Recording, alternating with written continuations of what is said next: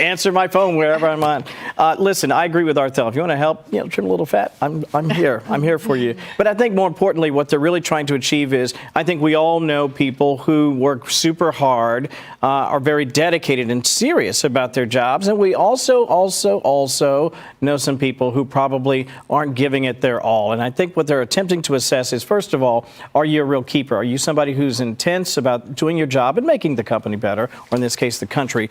Or perhaps alternatively, are you someone who maybe needs to think about your career choice? And maybe it won't include a future with the government. We'll see. Yeah, wow. I think it's interesting, Molly, what Elon is doing. I mean, this is a businessman. He's trying to get to Mars. He was really a darling of the left with his, electric car and everything. Yeah. Now he's kind of all in on this Trump thing. And Trump wants him to be more aggressive. He wants him to be more like him. Which is one of those things where people are throwing all their hate at Elon. But really, this message is coming from the top. And Elon is immediately responding so fast that he's shooting out an email that everybody else has to send an email back by Monday, which is a wild thing to do, I think, on a weekend. I don't know that all federal employees are expected to check their emails all weekend long. We, of course, as journalists and looking at breaking news, are very used to looking at emails and checking things all weekend long. I don't know that every government worker, depending on what position they're in, checks an email on Saturday and would be ready to respond by a given time with a looming threat by Monday.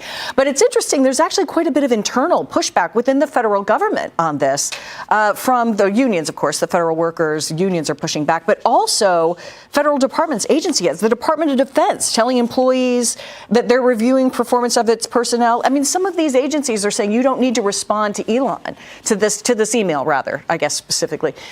So I think there'll be a lot of confusion from federal employees who got this email as to whether or not they have to respond to it. And then what happens if they don't? I don't know. It's very interesting. And this is maybe one of those things that might also be walked back. Some of the firings have been walked back. Some of the layoffs have been walked back. Yeah. So we'll see. Well, if you really want to get Elon's attention, tweet something, because he tends to respond on Twitter.